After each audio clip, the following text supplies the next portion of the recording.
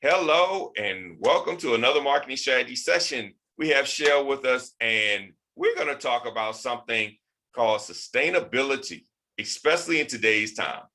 Shel, thanks for coming on. It's early and you have woken up and are about to wake us all up with some great information. Thanks for coming on the show. You're very welcome, Jeff. It's a pleasure to be here. Yeah. We're going to talk about sustainability, and we're also going to talk about going beyond sustainability to regenerativity, to making things better. How's that for cool for this early hot morning? Hey, that is great. Yeah, because I mean, it's one thing to just survive. It's another to thrive. So we're talking about going past just sustaining, and I like that. And that's a great treat. So, in today's time, we've been through it. These past couple of years, we've been through it. So, I mean, how do you sustain? I mean, you hear some people saying it's just been too much. You've had other people saying, "Hey, I made my millions. I've never had it better in today's time," and and all the way in between. How do we gauge it? Well, that's a long and complicated question with as many answers as there are people listening here, but I'll tell you how it works for me, is that I have, for the last 20 years or so, really devoted my energy to looking around, seeing the problems that we have, hunger, poverty, racism, catastrophic climate change, war, other kinds of othering besides racism, and thinking about what mechanisms do we have to solve these things? And I keep coming back to the business community, because business, first of all, has the resources. Okay, if business sees a problem, it can actually fund the solution to that problem. And second, if you provide business with the ability to make a profit from making the world better by fixing these problems, they're on board. They're like, yeah, sure. If you tell them they're going to have to divert revenues into this from stuff that they'd rather be doing, then no. But if you say, hey, there's this untapped market out there, and let's think about how, with what you're already doing, with the people you already have on board, you could make a difference and attract that market while qualitatively and quantitatively improving things on these huge issues that in some cases have been thousands and thousands of years that we haven't figured out how to solve. Makes sense. So you're really approaching the business in a business sense. So you're finding out their need, which they're looking at revenue, and you're saying, okay, well, let me help you accomplish your goal and your need, fix your need, with you helping us fix what this problem is. So that's a great approach. And revenue is one part of the equation, because another part of the equation is expenses, because profit equals revenue minus expenses. So you boost revenue and you lower expenses. Okay. Interestingly enough, a lot of big companies really get that. I am not a particular fan of Walmart, for example, in a lot of ways. I think their labor policies, their store siting policies are not things I'm a fan of. Yeah. But they figured out a long time ago, back when Lee Scott was the CEO, that there was profit to be made in the sustainability side. So they actually, first of all, they cut their expenses enormously. They slashed their fuel costs, they increased their efficiencies. So they're saving some billions of dollars doing that. And then they figured out that they could sell products to people who actually give a darn, and that there's enough of those people to make some huge inroads. And they made all their suppliers change their packaging to be more eco-friendly. And other department stores and other big retailers followed suit, but they were in there first. And lo and behold, they are selling, or the last time I checked, which is a few years ago, I should refresh this number, they actually sell more organic food than Whole Foods does.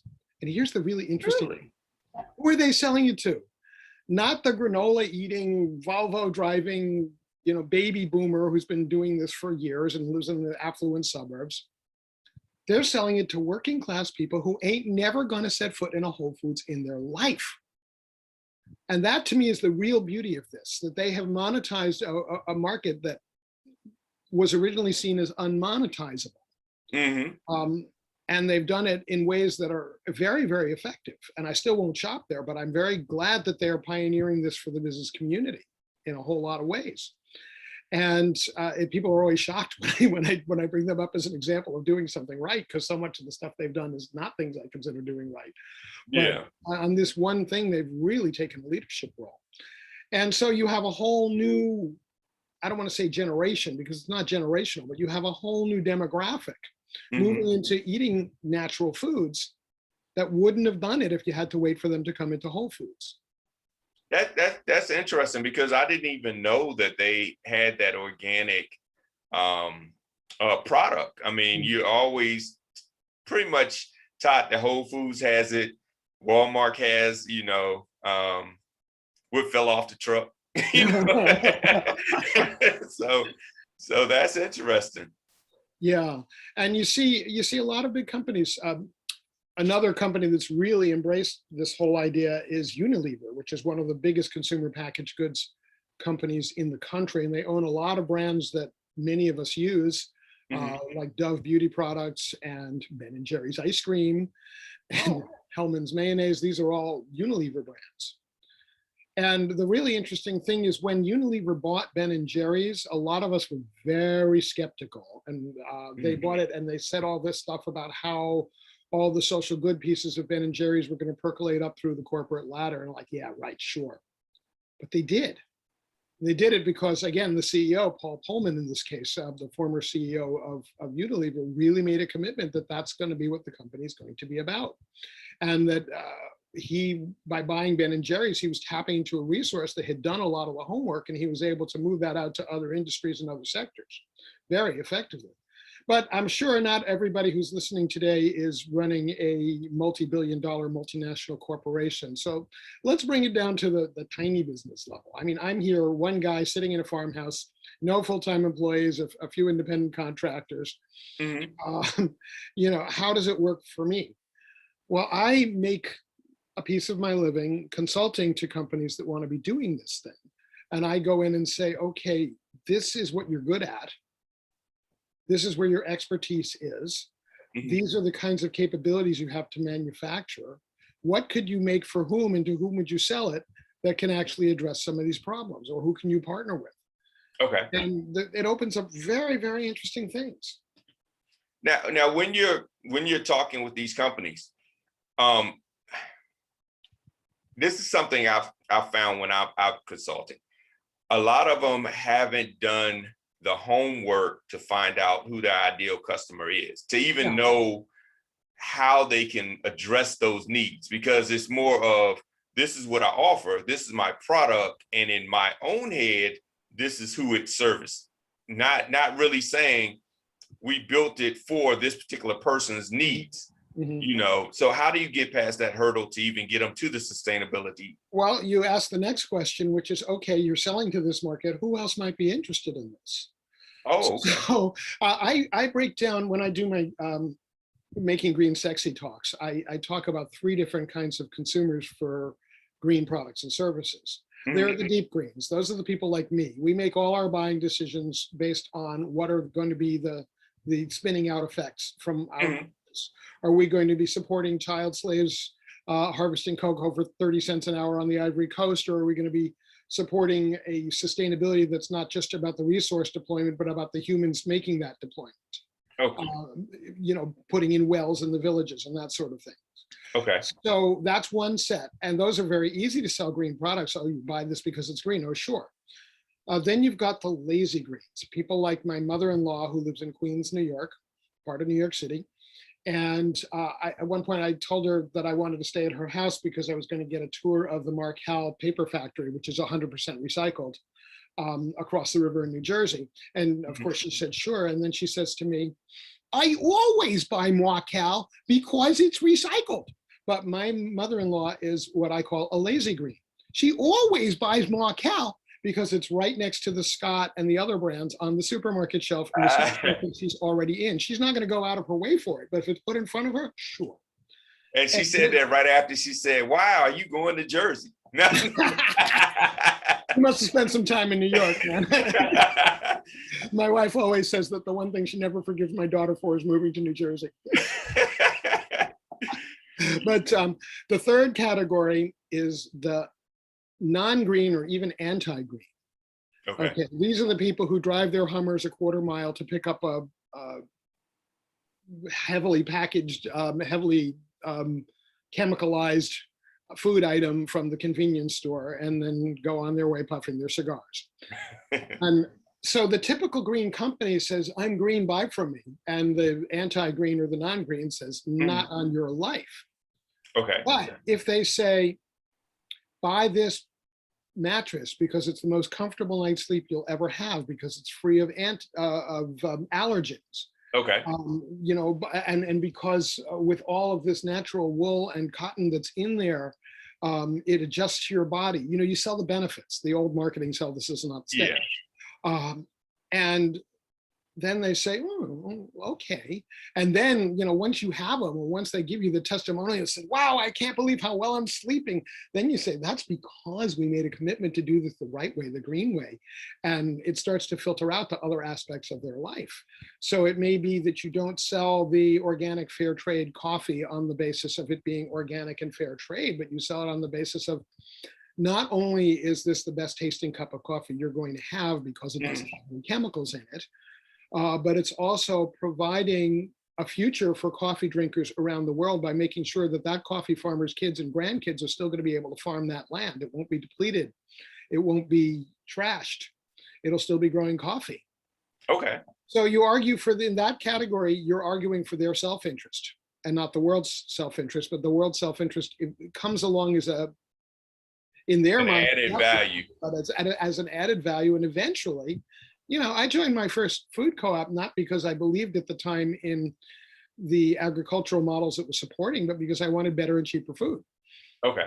So I was acting out of self-interest, even though I was already fairly aware about environmental issues. I wasn't particularly involved in food issues back then, in 74, 75. And I learned over time. Yeah. So like to make it really plain, it's sort of like getting your kids to eat vegetables. So they have the broccoli, they don't want to eat the broccoli, but then you sprinkle some magic on the broccoli and a little bit of cheese, and all of a sudden it's like, we love broccoli. And it's like, yeah, it's the same old broccoli, just that magic sprinkle. That's it. Yeah, and a lot of it is how it's prepared. I am a vegetarian since 1973, and my wife is a vegetarian since 1977, and our kids are vegetarians since they were born in 1987 and 92. Mm-hmm. And they've both stayed with it, and actually both of them have stricter diets than we do. One's a vegan and one's gluten-free. Okay. And they're both serious foodies, and they both love vegetables and always have. And so we don't serve them the overcooked mush, the Popeyes can of spinach that is barely recognizable as having a plant origin. We make tasty, not overcooked food that's flavored well, and people love to eat it. And actually, I post on Facebook every single day. Today will be, I think, day number 1176. I've been doing this since March 2018, a daily gratitude journal. Okay. And often that gratitude journal includes what I'm cooking, what I'm eating. And I am very consciously doing this to plant the idea in people's minds without really putting it in their face. That vegetarian food can be interesting, creative, fun to cook, fun to eat. And not only is it good for you, but it really tastes good. Wow. Well, I know one thing, as I get older, I enjoy vegetables a lot more than I did when I was a child. I went out for my birthday and they had this vegetable medley, and it had red cabbage in it, and it was very good. It's amazing because I used to hate cabbage as a child, and I was like, this cabbage is really good. And I'm thinking to myself, wait a minute, what are you saying? What are you saying? This cabbage is really good. Well, I said, I must be getting old.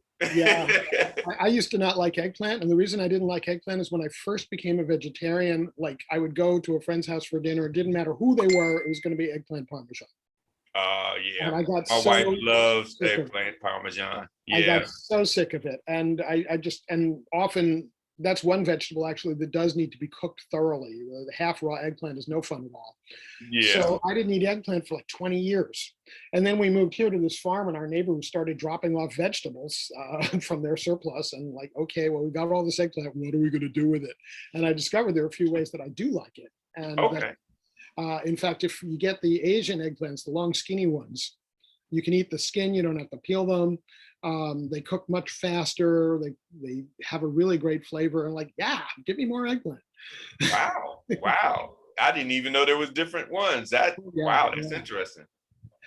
So we've kind of gotten away from the idea of business, except that many food businesses are having these kinds of conversations, and food is one of the easiest points of entry Yeah. because we've become, as a country, kind of a nation of food snobs, and that's in some ways a good thing, in some ways not such a good thing.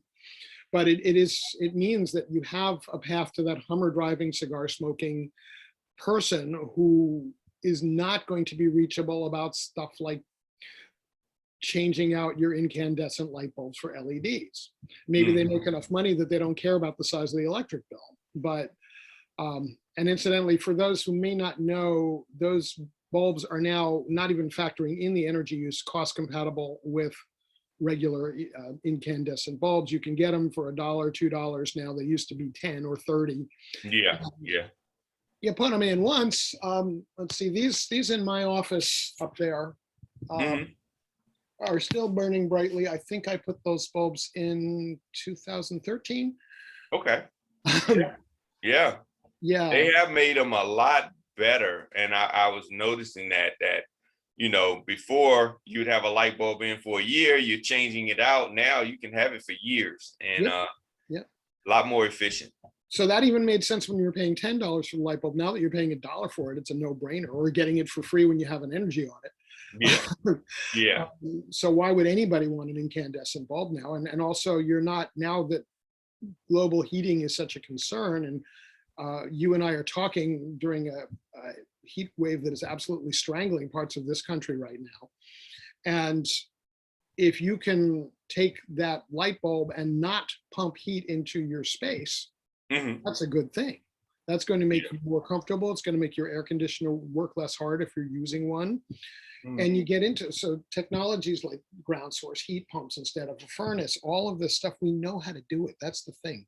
We could easily run this entire country on fully renewable, really renewable resources that are clean. I'm not talking about burning wood chips, which are renewable but not clean. I'm not talking about nuclear power, which is neither renewable nor clean. I'm not talking about clean coal, which is fictional. But we have, here's an interesting statistic, that within 1 hour, enough energy falls on the earth from the sun to meet all our energy needs for the day. Wow. For a year. Within 1 hour. Yeah, worldwide. If all the energy falling on this planet in 1 hour could power our current energy needs for a year. So we really have no excuse. And in the last 20 years, we've learned a lot about how to capture that energy in the form of sun, in the form of wind, in the form of magnetism, in the form of a lot of things that might sound really woo-woo, but a lot of it's really simple. I'll give you an example. Several years ago, I threw in some bucks for a crowdsourcing campaign to fund a hydroelectric power plant that looked like and was the size of a Frisbee. What? You stick it in the middle of a flowing stream and it starts to spin. No dam necessary, no damage downstream from damming, no expensive big process of putting it in, no huge environmentally destructive trucks to build it. You pump it into the stream, you wire it up to your battery, and off you go. Wow. Wow. Yeah. I have seen wind, the typical, we think of wind, we think now of these 200-foot tall towers and these blades that are 100 feet long, and they're in a big wind farm somewhere. The problem with a wind farm or a solar farm is once you make that energy, you have to move it to where it's actually needed. Okay. You got about a 7% drop in efficiency just from that. There's a friction cost to pumping electricity through wires. Okay. So instead of that model, we can look at locally sourced, close by neighborhood units Uh-huh. Like, and instead of the big turbine that goes like this, Uh-huh. you turn it on its side. You think about an oil drum that's been carved into the shape of a daisy. Hmm. And so you've got this vertical barrel and it's spinning like this. And it can catch a much smaller breeze and it's robust enough to hold its own as the wind picks up to 30, 40 miles an hour. Whereas the conventional wind turbines have to be shut down if it's below, I think, 6 miles an hour or above something like 25. Don't quote me on those numbers. Okay. So you have a much wider range of utility. You have no friction loss because you're generating it where you're using it. Okay. You can power batteries with it. So when the wind isn't blowing at all, you still have power. Hmm. And battery storage is another area that's come tremendously far. The Tesla batteries were an enormous innovation and people have gone way beyond them. Okay. So all of this stuff is far more efficient now than it was even 20 years ago, let alone 50 years ago. Okay. Yeah, I was trying to wait till Tesla batteries out. I mean, when I remember when the cars came out and they had the batteries, and I was like, okay, is this going to be like cell phone batteries where in 2 years, basically, they're done and you got to replace them? Well, So I was trying to wait them the out. first Teslas, what were they, 200 grand or something like that? Yeah. And now before rebates, the cheapest one is about 35. And I noticed there's a lot more of that model around than the old sportier ones. Because people will pay 35,000 for a car, and they'll especially pay 35,000 for a car if 15,000 of that gets returned in rebates and tax credits. Yeah. Oh So yeah. and you can't buy much of a conventional car for 20 grand. So why not buy the one that's not going to need any gas ever? Yeah. Yeah. And now that they've made so many accommodations for it, Yeah, it makes charging more station. sense. That's Yeah, because before you had to drive across town and there was only like 3 stations in the whole city. Yep. Yeah, but now they're all over. So Yeah, even a small area. I live in a town of 5,000. I don't think we have any. No, we do. We actually have one gas station that has electric vehicle charging stations. okay. Um, but also across the way in Northampton, which is only 30,000 population, there are quite a number of places to charge an electric car. So that makes it much easier to make that decision. And the next time I buy a car, if I buy a car new, it's likely to be an electric. But I'm also a believer in using what you have until it isn't any good anymore. So I'm hoping that's a ways down the road. We have Yeah. Yeah. actually our 2005 Toyota Corolla gets 38 miles per gallon, which is not much worse than a Prius. Wow. Yeah. Yeah. Unfortunately, mine, I wish had great gas mileage, but I guess it's the choices you make. You have to live with them. Well, but you only have to live with them until you make the next choice. At a certain That- point, you'll decide that that's not the right car for you, and then you have many options open. Not all of which are cars. I mean, you live out in the suburbs, so you probably do need a car. But and I live out in the country, and I definitely need a car. But when I lived in town, I was always walking or biking. Okay. Yeah. Yeah. And if I lived in a place that had public transit, when I lived in Atlanta, I was either biking or taking a bus. You didn't Yeah. have the rail system then. Yeah. And nowadays with so many ride shares out there, Yep. it doesn't even matter anymore. I mean, you could be without a car and still get around Oh yeah, yeah. easily. And So, those cars are being heavily utilized like taxis, so that they're, it's the same amount of energy to produce and transport and sell a car that's being driven 20 miles a week or 2,000 miles a week. yeah. So Yeah. yes, the 2,000 miles a week car will not last quite as long, but most of the energy involved in putting that together is a fixed cost. And the materials are a fixed cost. Yeah. Yeah. Yeah, so it's a much more efficient system Yeah. to Yeah. use the rideshare apps. That's true. That's true. So how do we go beyond the Well, sustainability? What's the next chapter? the next step is regenerativity, making it better. So not just stopping people from being hungry, but producing systems that allow them to become food sufficient. Okay. And not just slowing down the global heating. Warming is too gentle a term. It's really beyond warming. Warming is cute and fuzzy, and you can pet it. And but it's actually looking at strategies that might make the planet cooler. Okay. So that kind of thing. And this is a very individual term. The Brits have a wonderful adjective, bespoke, which is about custom. So like if you're getting an article of clothing that's just for you, it's bespoke. And I think, how do you spell that? Is it BESPOKE? exactly. I've seen that. I didn't know that's what that meant. Yeah. Oh. Yeah, and we don't have that word on this side of the pond, so I'm trying to bring that one over. But I think more and more of the solutions are bespoke. You don't have one technology that's going to work everywhere. You look at the site, you look at the weather around the site. You say, okay, we're in India where we have monsoons 2 months of the year and no rain the rest of the year. How do you design for a place that has too much water 1/6 of the time and too little water 5/6 of the time? And you do it with things like swales, which are a way of building some curves and drainage into the natural environment that's there. And I'm certainly no expert on that, but there's a woman named Janine Benyus who uses it as an example in her wonderful TED Talk on biomimicry. And Janine is spelled Janine in that case. And Benyus is Benyus. And I would definitely recommend that TED Talk as a way of just opening your mind to what's possible. And this is what I do with a company. If I've got a client, I will sit down with the owner and we'll say, okay, this is what you're trying to do. Who's going to buy it?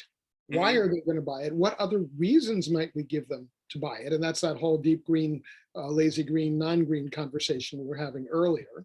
Okay. And there are many other aspects of that too, like what demographics is this going to play to? Is this something farmers want? Is this something that young urban hipsters want? Is it something that old former urban back to the landers like me might want? Where do they buy now? How do people reach them? What communities are they part of online? What publications do they read? What podcasts do they watch? All that stuff. Okay. Yeah. So yeah, I've crossed where the circles intersect of marketing and sustainability. And I look for the intersection of where you can market what you're doing to make the world better. Okay. My background is in marketing. I'm a copywriter and marketing strategic thinker.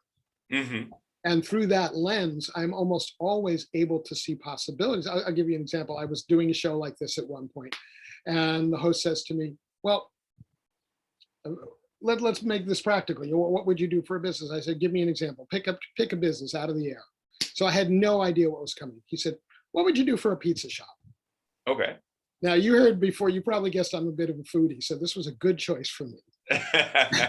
So instantly, I started spinning out, well, if I were a pizza shop, I would reach out to the local high school in an inner city community near me. I would hire a few kids, teach them how to garden, teach them how to cook pizzas, and then teach them how to sell pizzas. And then I'd send them into their school on Friday with order forms and say, okay, Monday is pizza day. We're going to be bringing you this really good local pizza made with local tomatoes and maybe even local wheat. And you can have it instead of that awful thing you're getting from the cafeteria. You just have the square ones. I'm sorry? Those square pieces. Remember those? Yep. Oh, yeah. So, how would you like a really good special lunch? And, so it's $4 a slice or whatever it is. So they come back with an order pad full of orders. And what have they done? Okay, they have something they can put on their resume. I did this pizza internship, and we went into the local schools and provided a healthy, nutritious food. The pizza owner is very, very happy because think about what is a Monday like on a pizza joint. Oh yeah, it's dry. Yeah, unless they happen to be walking distance from a school and school has open lunch hour, they're dead.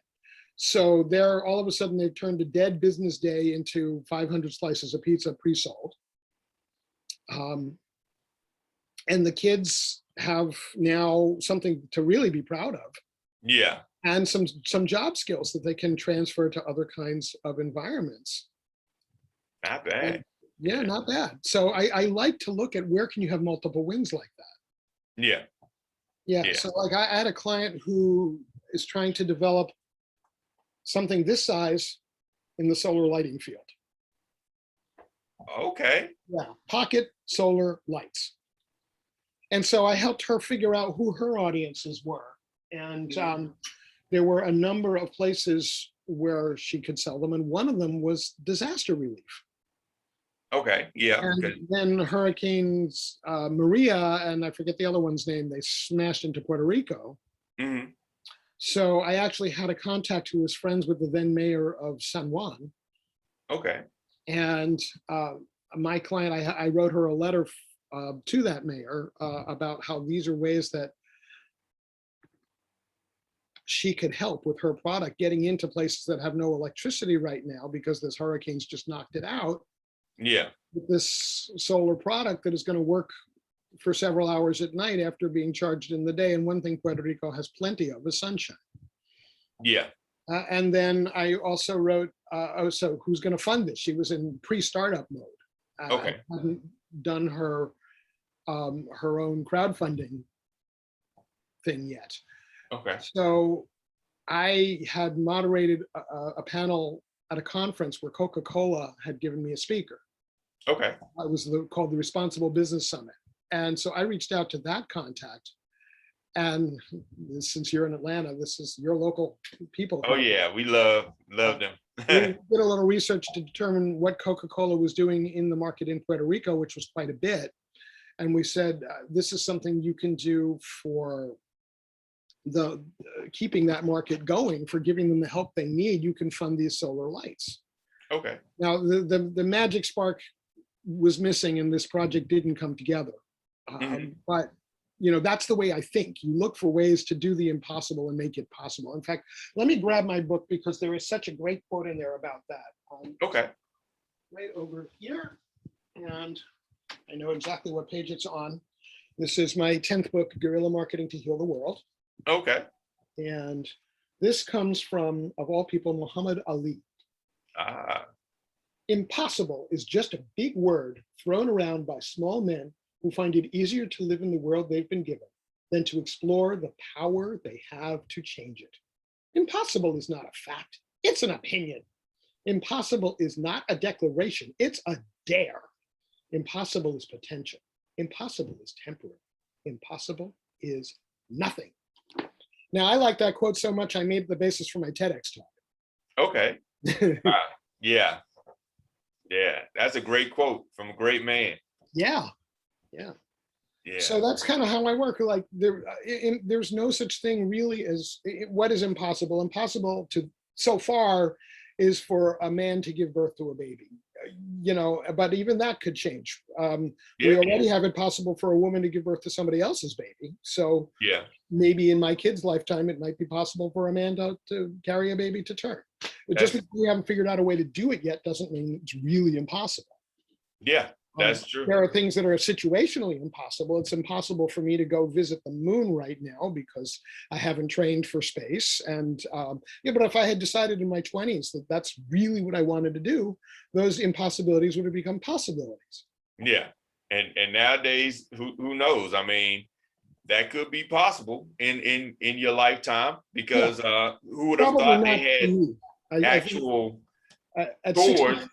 Yeah, they have tours now. Too much of a homebody to go out to. You just need to get out and get up in the sky. They actually have tours now that if you you can get on a plane. I think Virgin has one, and I think Tesla's building one. Yeah, you can get on a plane and it takes you to outer space, and you can take a space ride. Yeah. And when the price comes down to a few $100s, maybe I would do that. Yeah. It's a few million right now. So it's But then again, when I was a kid, my mom got a job working with computers in 1968. Mm-hmm. Those computers filled about 3 of my office. They required their own special air conditioner. You talk to them with punch cards, and their price tag, not even adjusting for inflation, their actual price tag at the time was several $1 million. Yeah. And now that device I flashed before you when we were talking about my client with the cell phone sized solar lights, yeah, has the world's entire recorded knowledge in there. I mean, not actually in the device, but it has the ability to pluck it out of the cybersphere, and there it is. Yeah. So if we can, and what did it cost me? $200, $150 for that phone? Yep. So if we can do that in supercomputing, maybe we can do it in space travel. That's true. That's true. Now, how do you work with your clients when they are, I would say, have a marketing mind, and they are trying to pull out of thin air a social cause for profit, just for revenue. So a lot of times people will have social causes, or businesses will have social causes, but you can kind of see through it. You can kind of say, oh, they're just saying we're saving this, but it's because they found out that Tom's shoes did so well when they were like, well, if you buy some shoes, we'll give some shoes. It's to help out this. And they're saying, okay, so we're going to help out. Let's figure out some way we can look as if we're doing a cause. And I'm not saying that they may not truly be thinking of that, but a lot of times, some of the companies you can kind of see through. You be like, they're just doing this for as a pesticide companies, nuclear power companies. They are doing what we call greenwashing. They're trying to put a green front on something that is not at all green. But people can have good motivations, or they could have maybe not so good motivations. But I am totally willing to harness the not so good motivations. Remember we've started this call talking about Walmart. Walmart is motivated by one thing and one thing only, and that's profit. Walmart is the hardest driving bottom line company I think that exists. They don't do things to placate tree huggers. They do things because they make business sense. Yeah. So I have a different set of motivations. I've never been really motivated by the desire to be extremely rich. It's just, instead I was motivated by the desire to live a high quality life without needing to spend a lot of money to do it. And I travel more, well, pre-pandemic, than most of my friends, and I take more time off work. I eat better. I see enormous amounts of live music and theater, and I'm glad that in a few months these things are really starting to come back. Yeah. I just have found ways to do that and be frugal about it. And but you can take those motivations, and once they're in it, there's, I will not work with somebody who's really about greenwashing. I don't want a tobacco company client having me tell the world what they're doing is great. I don't want a nuclear power company in that situation. Yeah. I had a ethical dilemma at one point, very early in my business. Smith and Wesson came to me for a small typing job. Okay. I was still doing that. And like, do I want them for a client? But what they wanted me to do was to type up instruction manuals for the courses they were teaching on how to be a better cop. And I thought, this is something I can support. I want my cops to be well trained. And here, 30 years later, we see just how important that is in this last year. Yeah. And so when I realized that that's what they wanted me to do, I said yes. But I said no to a luggage manufacturer whose product was gun cases and whose entire image was built around jingoistic, right-wing, really borderline racist stuff. And like, no, I came to me as a subcontract through another marketing firm that had too much work. And I called her up and I said, I can't do this one, give me a different one. Okay. And she did. And it was the first time we had worked together. So I thought, well, I could be shooting myself in the foot, but she said she respected that. Yeah. Yeah. I said, I don't feel right about promoting this agenda. Yeah. And when I am talking to a new client, the first communication back they get from me is an email that says, among other things, that I have the right to reject the project for a number of reasons, one of which is that I don't agree with the values. Okay. Yeah. Yeah. But to weave this back into the other part of the original question you asked there, is if somebody is motivated to make the world better in order to succeed economically, I'm cool with that. Yeah. If somebody is motivated to make the world worse and pretend that they're making the world better, I don't participate in that. And if somebody is in that thing where they've got the marketing mind and they want to look at this from an economics point of view, I will show them how socially conscious companies, and I've got a lot of stats about this in the book, Guerrilla Marketing for the World, perform better on the stock market, perform better in pretty much every metric, employee loyalty, and it makes sense. People like to feel good about what they do to earn the money. Yeah. Yeah. So there are a lot of advantages. So a company doesn't have to spend so much money hiring and training new people all the time, or maybe they're hiring new people because they're growing so fast because they've struck a nerve. Yeah. And it's really a very different conversation. And what I really want to avoid is people thinking like this is something they're being boxed into because the government demands it and because it's going to be restrictive, it's going to be hard, it's going to be a pain in the butt. Like, no, this is an opportunity. In fact, I'm planning some revisions on my website, which by the way is goingbeyondsustainability.com, to Mhm. have a page called Corporate Social Opportunity. We've all heard of corporate social responsibility, but Mhm. like anything else, like for example, getting your coronavirus vaccine, the Mhm. responsibility piece is one piece, but there needs to be some self-interest in the motivation also. Yeah. And I'm okay. I think self-interest is a perfectly reasonable way to motivate people, but there are ways to channel it. There's destructive self-interest and there's altruistic self-interest. Okay.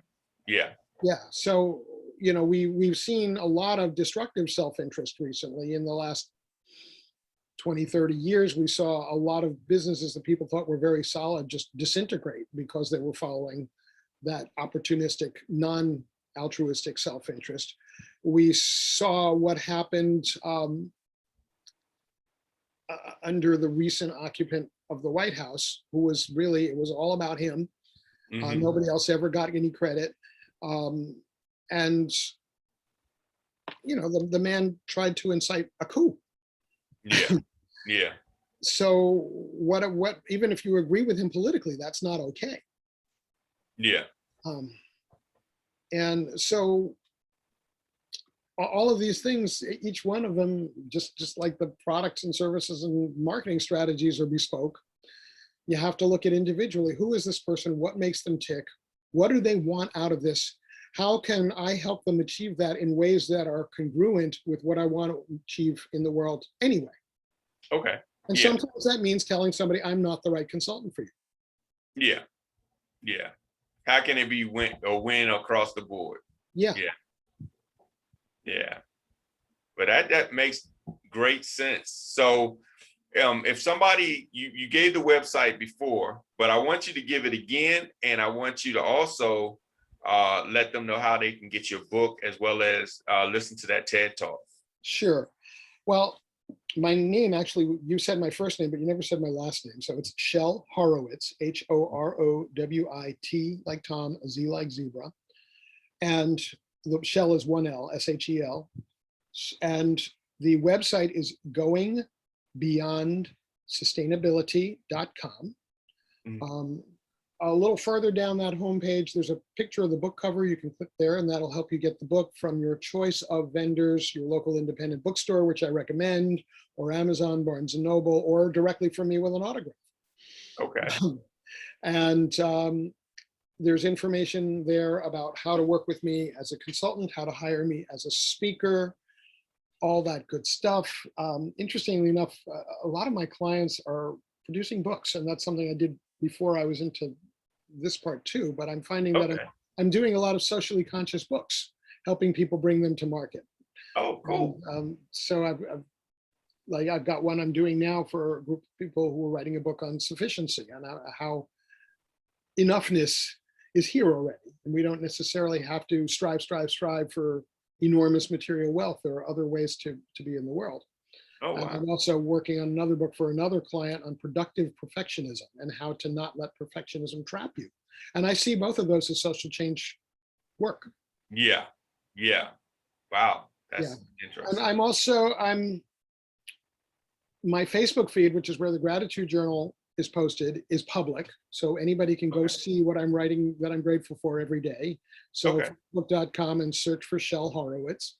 And you can see all the eggplant. No.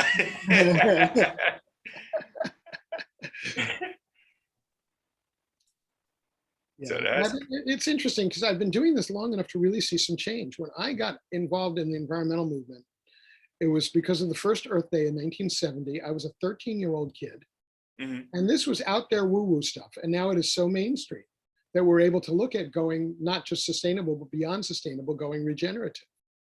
And I think the next 10, 20 years are going to be really crucial. And I think we have a window and we should open that window and step through it because it's not going to stay available forever.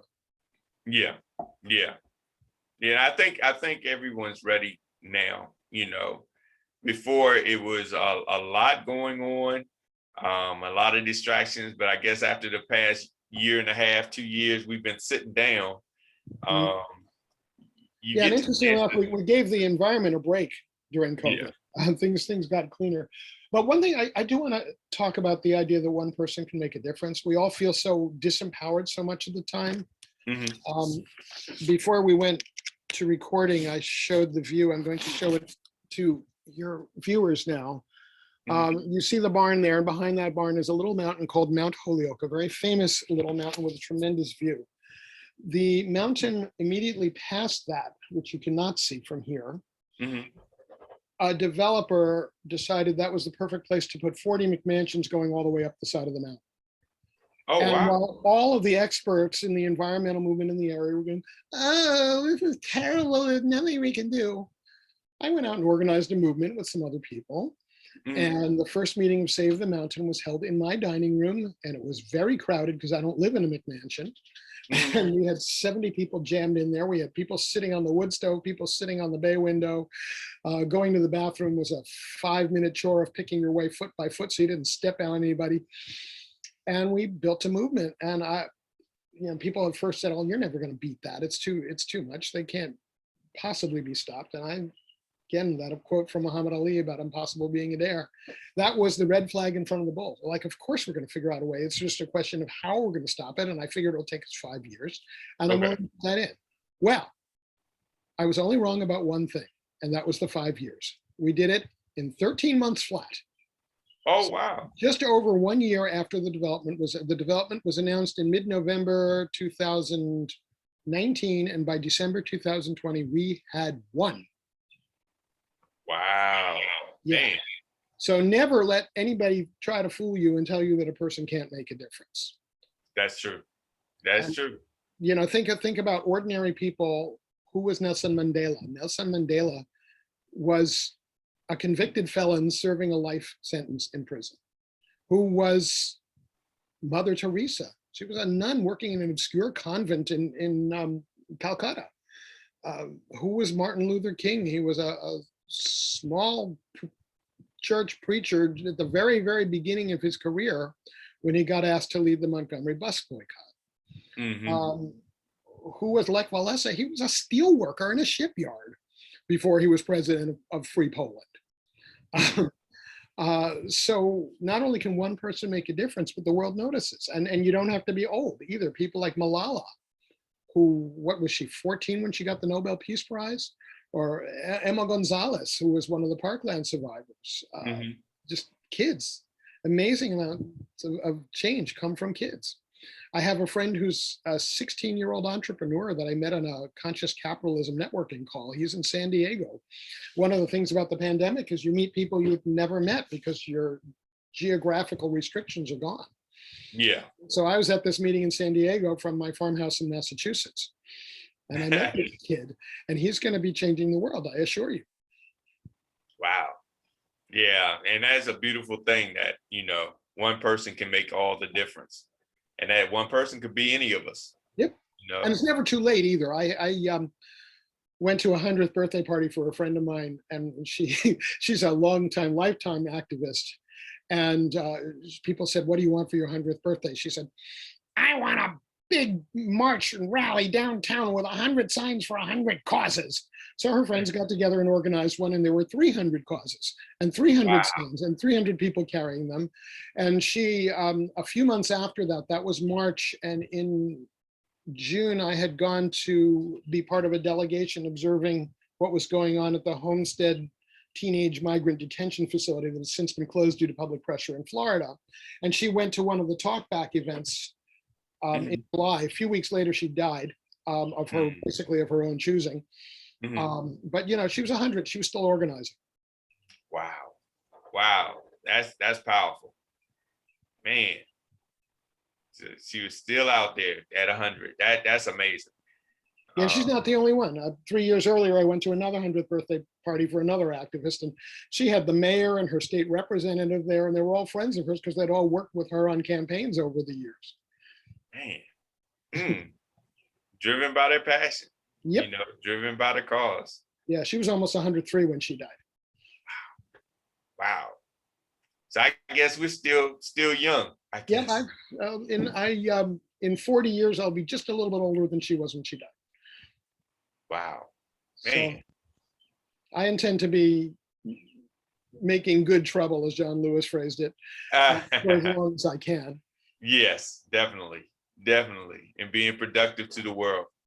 Well, Shel, I thank you so much for coming on and sharing this insight. And hopefully everybody, I know everybody received a lot of information. And once again, there's a lot more at goingbeyondsustainability.com. Yes. And we talked about people can get 15 minutes of free consult with me if you've got a business idea for how to make change in the world. You just have to fill out one quick assessment form, and then we book that time. Okay, great. Yeah, that's great. You know, let's make a difference, y'all. Let's make a difference. And you know, you got a little bit of food talk, we got a little bit of social talk, business. So we've covered a lot of different great things today on this call. So I appreciate you spending some time with us, and try to stay cool. I'm sure that you have a device for that. Try to stay cool because it's been getting hot lately. Cold showers. That's the device, huh? So yep. Yeah. Yeah, great. Well, Jeff, it's been really fun to hang out with you, and I will be very happy to share the link once I have it. And you have a great day. Great. You as well. And everyone else, thank you for listening. Thank you for viewing. And we'll be on another marketing strategy session tomorrow.